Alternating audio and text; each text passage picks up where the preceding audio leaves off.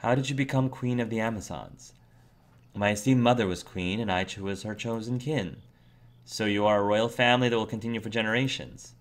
If my blood remains strong and serves the Amazons, it will. But not all queens are chosen by blood. The mother before mine challenged the former queen to battle, and won, thereby gaining the throne. That sounds easy enough. Challenging the throne is not a small task, nor one to take lightly. If you do not win, you die. Oh! And even if you win, your battle must be an honor, meaning more than just a fair battle. Your fight must be just in cause. You cannot challenge the queen simply because you want the title. The mother before mine wished to displace a queen who was seen as weak. The people rejoiced when she was slain. I see. That is my blood. She gave birth to my mother, and now Loren will replace me. Our bloodline will remain strong.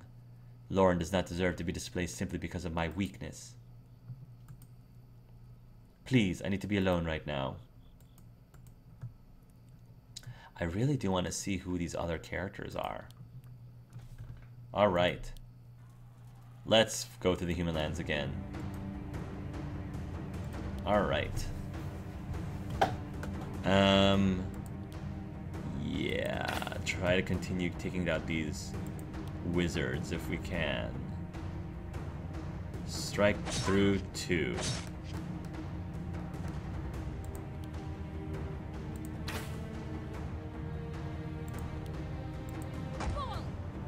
There we are.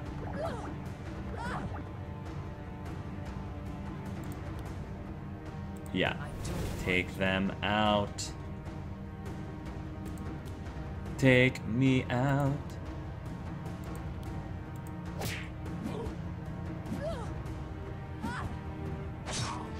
Oh boy. Nice.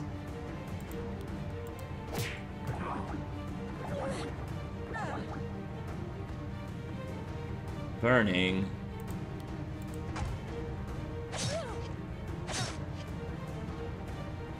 Strike through.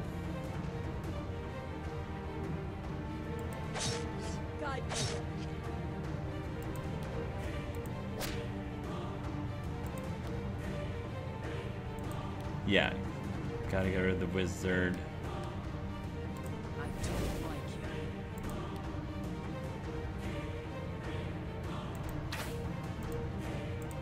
Finish him, Dora. Nice.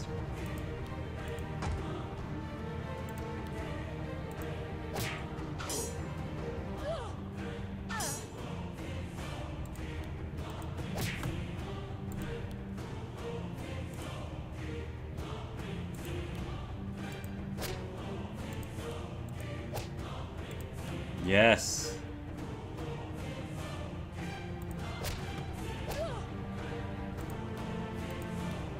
Might as well heal.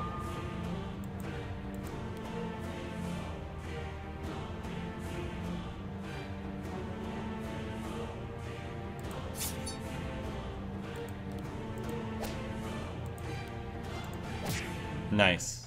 Let's be more careful. The citadel was right in front of them. Loren walked towards the legendary gates of the fortress with pride. The guards at the post jumped in surprise and announced the arrival of the princess, and more amazingly, the queen as well.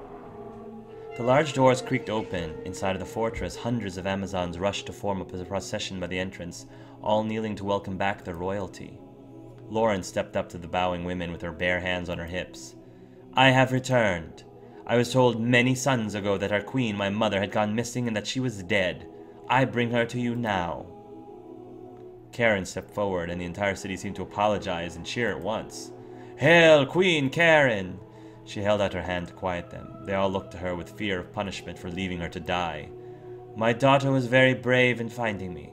She has proven great strength and intelligence where I have failed. I was your queen, but I do not feel worthy of this honor any further. Mother?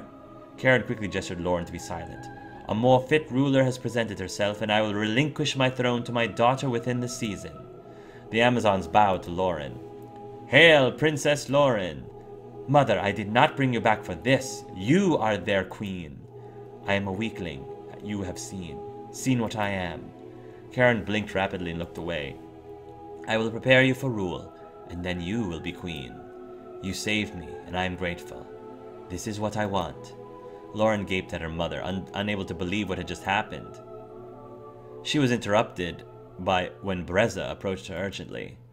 "Princess Loren, a very important guest is waiting for an audience with you." When she could finally tear her eyes from Karen, she processed the message. How could Mirth have reached the citadel before me? Never mind. Tell her I will be there shortly. I don't think it's Mirth. Loren went with Saren to meet her guest. Even though they had arrived back home and the mission was complete, Loren had not dismissed the service. Both seemed to ignore it for fear that bringing it up would definitely put an end to the partnership. They walked to the audience chamber and found two people that neither had been expecting. Oh, hello! Gandalf and Hercules? Across the room was an old man in wizard's garb and a strong-looking brute that stood guard by him. "Who are you, and why are you wasting my time?" Apollomesho? Apollomesho. I will make this introduction short. I am Apollomesho. Oh, Apollomesho is the wizard. I thought the warrior guy was Apollomesho.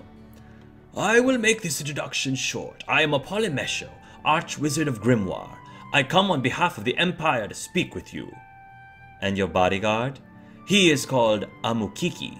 Amukiki. He is the city's champion gladiator. Do not mind him. If he stays his hand. Sarah's like, staying his hand where exactly? I make no promises. The war is outside, humans. Do not drag that mud in with you. Now tell me, why are you here other than to cause trouble? I will not beat around the bush. I am aware that you have recently come into possession of a sword, the Hawkblade, am I correct? What of it? Reports tell me that it glows for you, thus giving you its secret powers. I have come to ask for an alliance between the Empire and the Amazons, so that the sword may be used for its true purpose. Loren crossed her arms and gave the old wizard a venomous look. Saren was no less unwelcoming. Where should I start? I will not be a puppet for the Empire. The Amazons will not take sides in this petty war. This sword is not of your concern. You could not possibly know its purpose, and you were remarkably mistaken to think you could come here and assume otherwise. I told you she would not listen. What is there to listen to? Your master was wrong to come here. I have no master. I am a free man. Saren twitched from how deep those words cut. It had been so easy to forget that not all men were slaves. Quiet. I will handle negotiations here. I realize I made a mistake thinking I could so easily persuade someone as headstrong as the Amazon princess. Of course. Why would you be concerned about the Empire or anyone else for that matter? Please, allow me to make a thorough case explaining why. Loren cut her hand through the air in impatience. No, I have already made up my mind. Princess, important guests have arrived for an audience. More? Your friends? Into the audience chamber walked Druid, Mirth, and Ray. They were already in solemn moods, but seeing two unexpected humans sent them wild. Oh boy. Agents of the Empire. Elven witch. Oh boy, do we have to choose sides? Apollomesho raised his staff to cast an attack spell, but Ray had shot a perfectly aimed bolt, knocking it from the mage's hands. Whoa. In the next moment, Ray was tackled by Amukiki, while Ray was attacked by Amukiki, lucky guy, while Mirth had summoned vines to puncture through the floor tiles and grab Apollomesho's legs. Oh gosh, this is so amazingly awesome. Stop this madness! Saren ran to the elf and the gladiator to pull them apart. With a sturdy kick of his foot, he shoved the gladiator away from the elf and out of his chokehold. A quick flash of his sword kept the two separated. You will not battle within the citadel. Mirth and Apollomesho huffed at each other from across the room. Their companions slowly stopped growling at each other and joined the other sides. Within these walls, no war exists. If you battle, I will eradicate you. Understand? My apologies, Princess Loren. I was not expecting the enemy. And I was not expecting filth. Listen to yourselves. You do not know each other, but have already committed to hating one another. The druid and her brother are of no threat to you. Must it always be attack first, ask questions later? Humph. There have been countless charges from the Empire against this very druid, and that stands before me. Killing her would be doing my nation a service. I have personally done your kind no harm.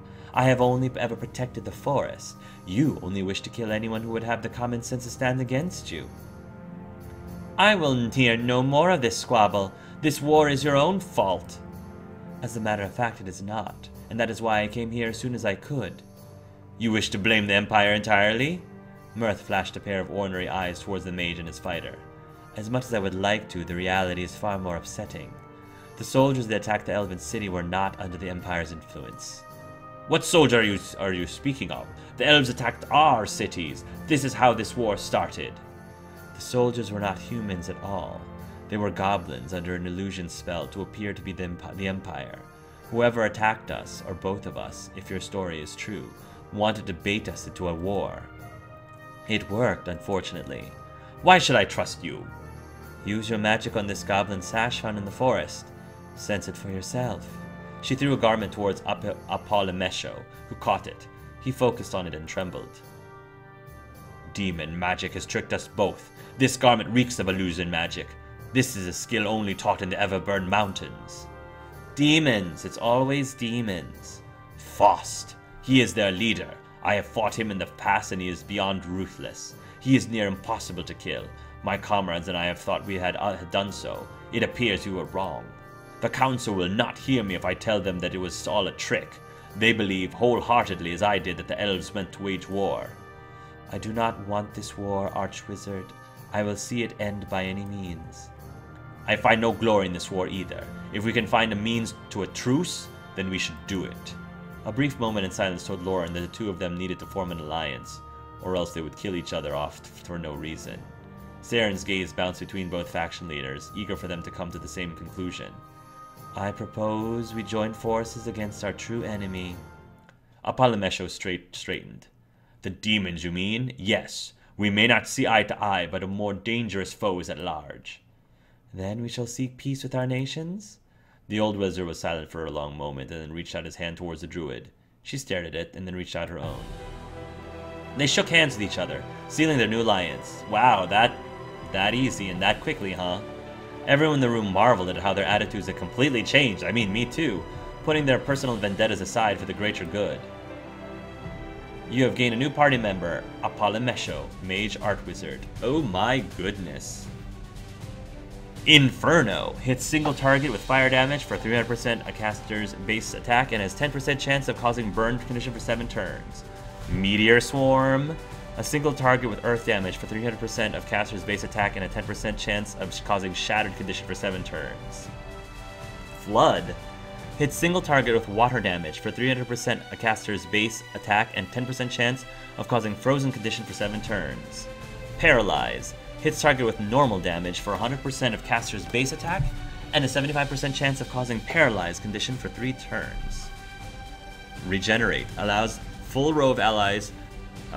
heals a full row of allies by 25 hit points for 3 turns. Oh. Interesting. That's pretty awesome, actually. Goodness. Well, we have fire, we have earth, so I might as well give him water. He already has Paralyze 1. I don't have anyone using water, so I'm gonna give him Flood. Yes. Might as well give him Healing, and might as well give him Flood too. There we go. Goodness gravy.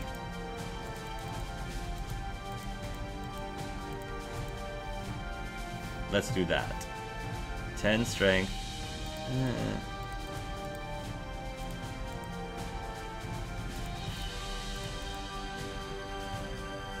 Let's do that. I like to make people a little bit more balanced. Can the elves really work together with the humans? We must try, Ray. The only other option is to be attacked on 2 fronts rather than just one. Archwizard, the sword. Oh yes, Princess Loren's sword. How do you know of the Hawkblade? I am well researched in the ancient swords and have been actively searching for them. Of course I would know if someone was actually carrying one. Are you seeking to manipulate her to your bidding? The sword does not need to stand just for the Empire. It could stand for our combined forces as well. This sword is dragging me into commitments I have not made yet. Is that all it will do? I want nothing more to do with it, but it's so powerful. Loren unsheathed the sword and it glowed, but she immediately slammed it against the floor. Everyone gasped in horror. Amokiki rushed up to it and bent down to pick it up. After a moment of hesitation, he grabbed it and held it for a long moment. Despair broke across his face while Apollomesho cringed and looked away. The gladiator stood up with a plain sword in his hands, and nothing more. It didn't glow. I'm sorry, Amokiki. You're throwing it away? But it has chosen you. A piece of metal is not going to run my life. If you want it so badly, you can have it. I have plenty of superior weapons here at the Citadel. I really like this because I'm so used to characters having found a really powerful magical item. Oh, it shows you, and you're just like, oh cool, I'm like the chosen one. Sure, I'm gonna use this magical item. That's what you normally see. But here's someone who's like blatantly saying, I'm not gonna let something like that run my life, which actually is kind of cool.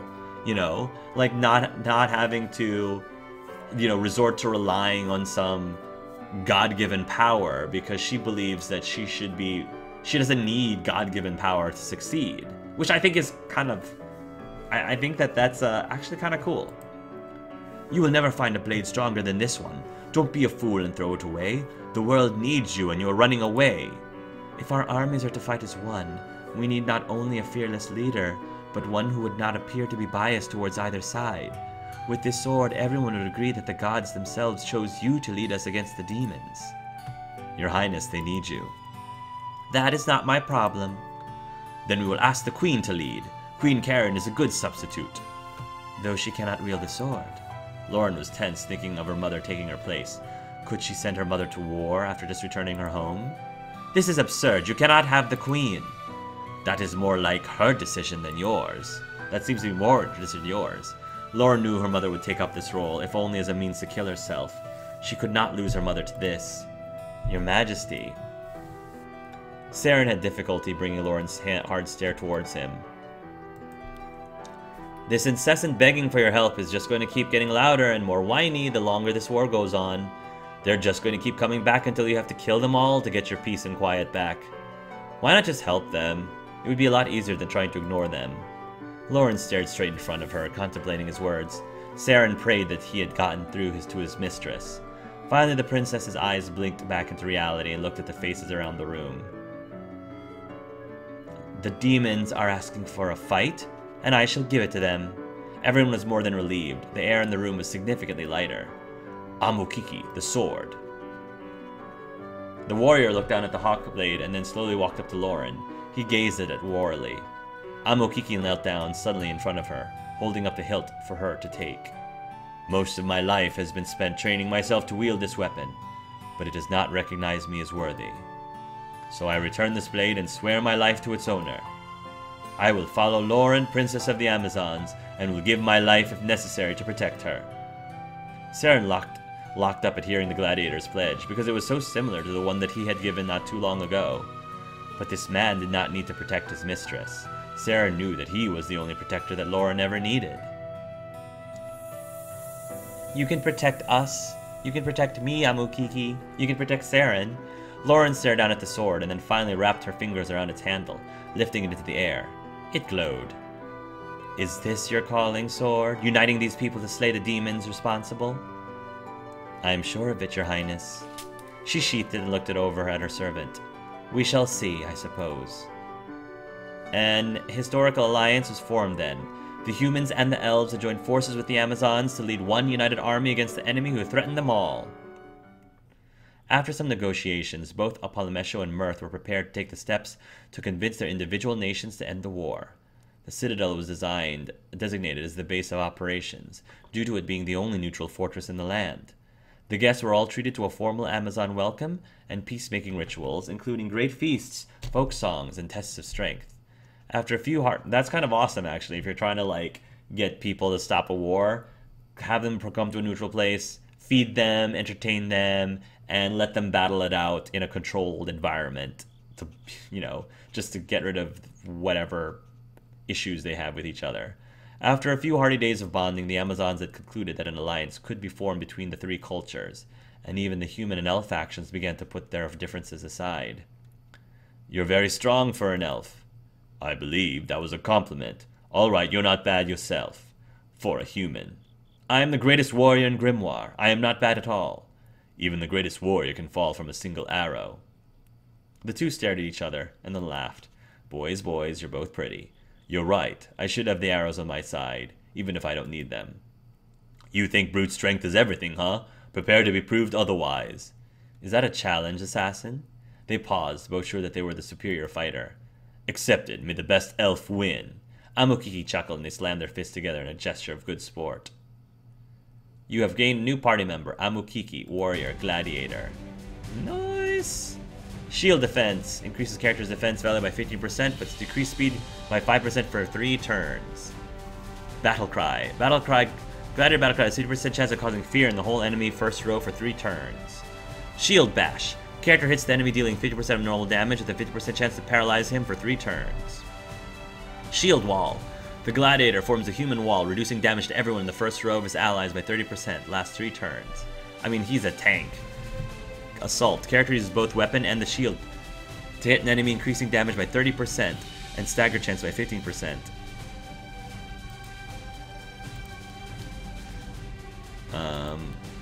Shield defense. Battle cry.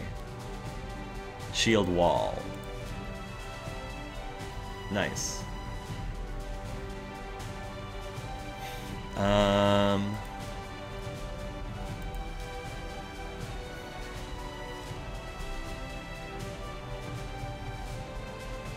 Auto assign. Yeah, I kind of want to give you a little bit more of this. More hit points is fine.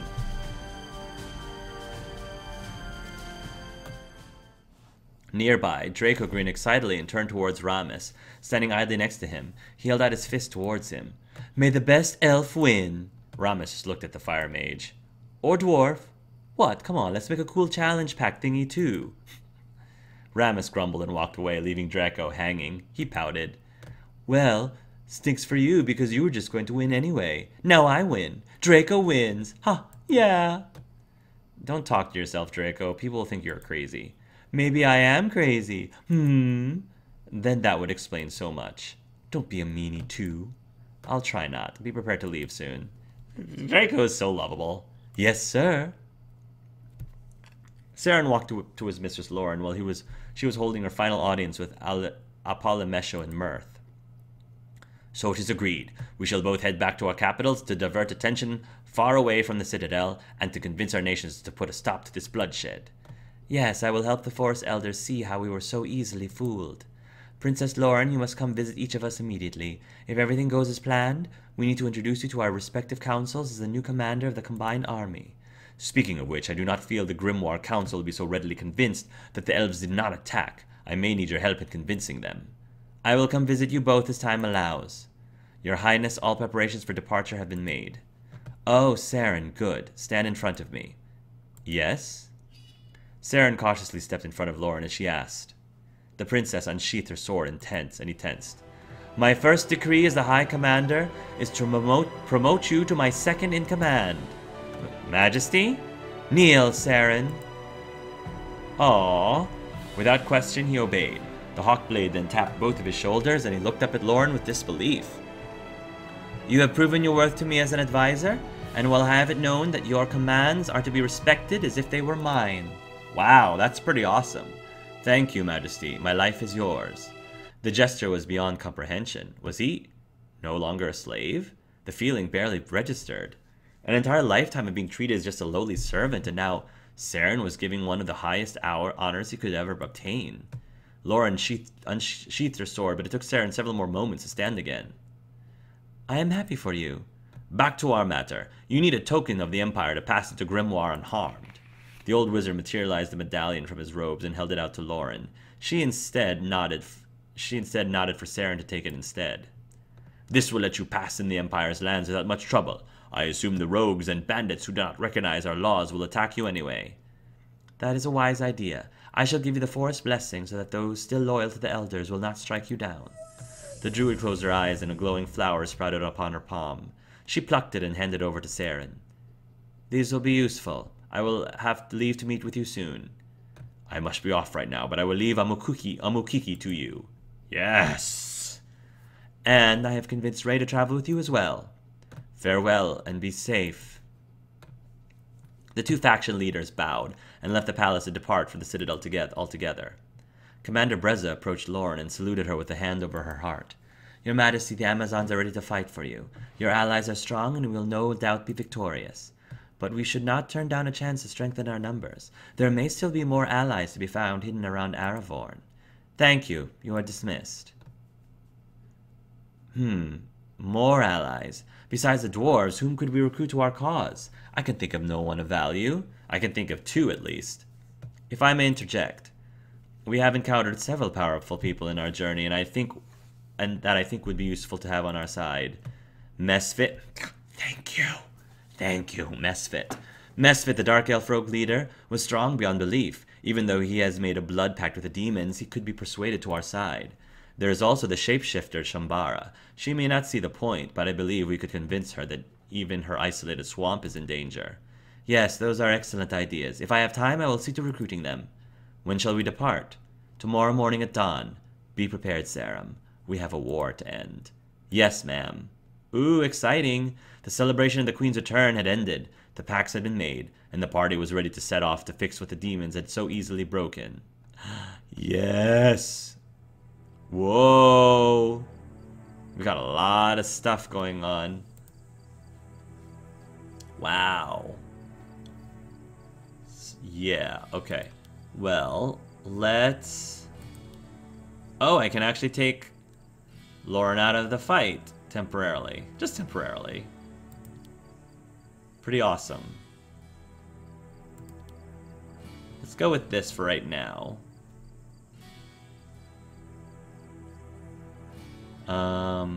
Yeah. Loren must be in the party, fine.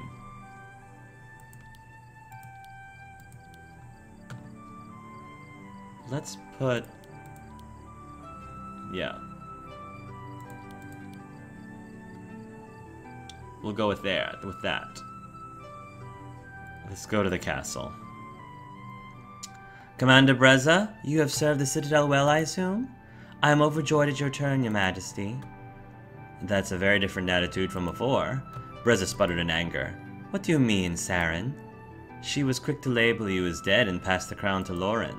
Kara and Breza looked at each other for a moment until Breza looked at the ground. I am sure Breza had her reasons, and they were wise ones. You honor me. Saren still felt uneasy with Breza, even though Karen had no issues with her. Majesty, there had been some suspicious activity to the north of the realm of Namar. I'll be sending scouts to investigate. Suspicious activity? Activity at all, that is. There should be no one there. I see. Report your findings to me immediately. You alone can stop this trifling war.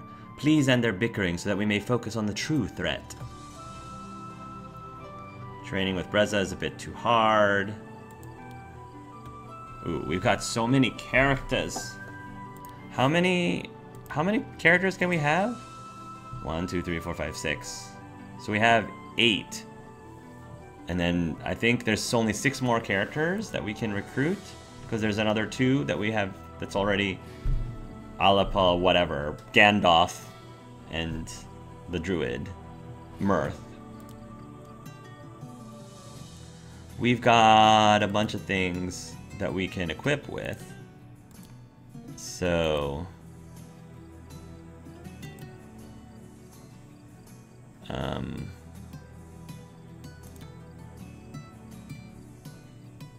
attack, magic, defense, and spell regeneration.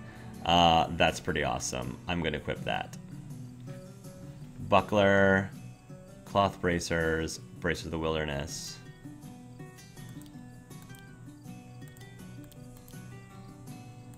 Let's sell emerald,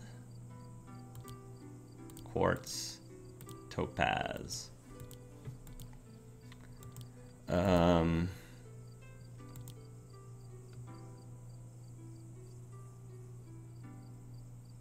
Mort's mantle, chainmail of darkness, leggings of the woods.